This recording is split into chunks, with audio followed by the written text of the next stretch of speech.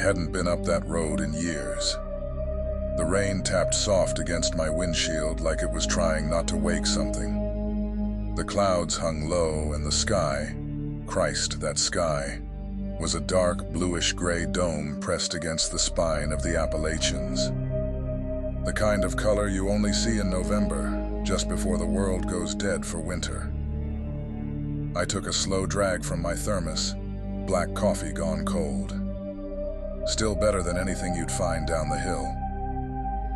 That stretch of mountain always made me feel like I was driving into memory, or a grave. I was headed back to Crooked Path, a trail I closed off in '96 after 3 disappearances. All hikers, all during clear weather, well supplied. I'd filed reports, brought it up to forestry. They let it die in paperwork. But I knew. Something was off about that place. Something older than our damn signs and steel watchtowers. I parked the truck and climbed the stairs into the old lookout. Place still smelled like pine tar and mildew. I'd brought snacks, an old copy of The Shining, and a 6-pack of Diet Coke. I was almost excited, like some idiot rookie pulling his first night shift. The radio was still in working order, surprisingly. Static, a few test clicks. Good enough. At 9 o'clock, I was halfway into Chapter 4 when the radio let out a sharp crack of static. I jolted, nearly spilled my drink. Shit, I muttered, fiddling with the knob. Dead. No reception. No hum. Just silence. I pulled the batteries, slapped them back in, and cranked the dial. After a second, the static returned, low and steady, like breathing through gravel. I eased back into the chair, trying to laugh it off. That was my first mistake. 9:23 p.m. A voice cracked through. Hello? Hello? Is anyone there? I jumped forward, heart thudding. I'm in a bit of trouble. This is Watchtower 9, I'm here. What's your emergency? Thank God. I'm lost. Was hiking back to camp when I saw... Well, man, you're probably not gonna believe me. Try me. It's getting dark fast. Just tell me what happened. He went on. Something about logs stacked like a barricade, blocking the trail. Said he walked off the path trying to circle around. And that's when he felt it. Felt like something was following me. What kind of something? Animal? I don't know. I can't describe it. There was a pause. Wait. Yeah. I kept calm. Directed him to the North Valley. There was a low cut-through that would lead him back toward my position. Told him to keep the radio close. Okay. I see the tower from here, he said. Heading your way now. I leaned back, trying not to think too much. I told myself it was probably a bear spooking him. A coyote, maybe. Not that.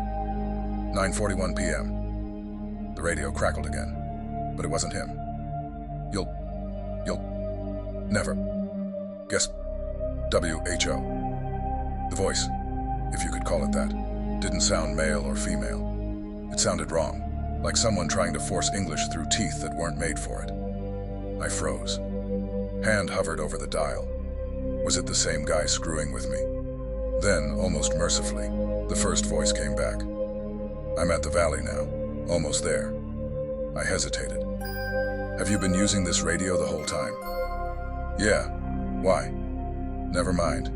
Just keep moving. He laughed, nervous. I laughed too. I hated that. I can see your tower now, he said. Almost there. I looked out the window. Sure enough, one figure walking up the incline, jacketed, alone. But the goddamn radio was still on. And what came through next chilled my blood. Found you. Then a scream, like something human trying to sound like a dying animal. I leaned out the window, and I saw it. Tall, black. Its body shimmered like wet ash. Spiral horns twisted up from a head that looked human, but only if you'd built a human from memory and guesswork. Its eyes were hollow, but I swear they smiled. Its arm was punched straight through the man's chest like paper. I watched it lift him, then drag him, limp and twitching, into the tree line like he weighed nothing. I didn't sleep. Didn't even blink until the morning shift ranger showed up and found me still in that chair. He asked if I was okay. I didn't answer. Not at first. But I wrote this down. Because I need someone, anyone, to understand what Crooked Path really is. Why it was closed. Why I tried to keep people out. Because whatever walks out there, it learns voices. It learns faces. And now it knows mine again.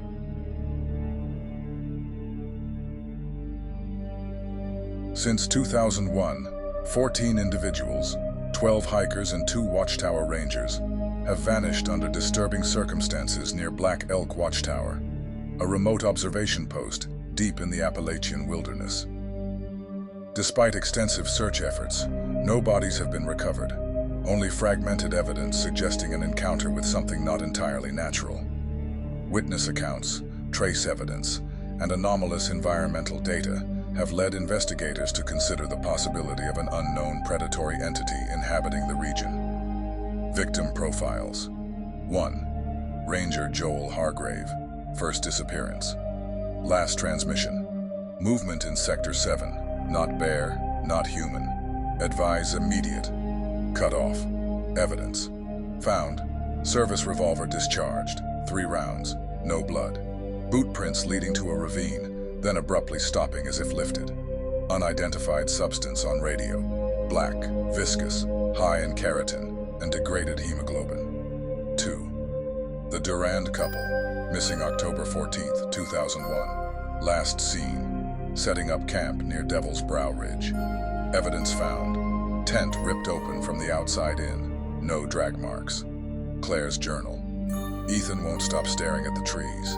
Says something's mimicking voices. Ethan's boot, laces still tied, found 30 feet up in a tree. 3. The Bailey Group, missing May 3rd, 2002. Last contact, text from group leader. Something's following us. Not an animal, it knows where we are. Evidence found. Backpack with teeth marks, not matching any known predator. Voice memo, last 12 seconds. Oh God, it's fast. Run! Don't look B. Sound of bone snapping, then wet crunching. 4th Ranger Lillian Marsh, missing September 18th, 2002. Last log entry. Hargrave was right.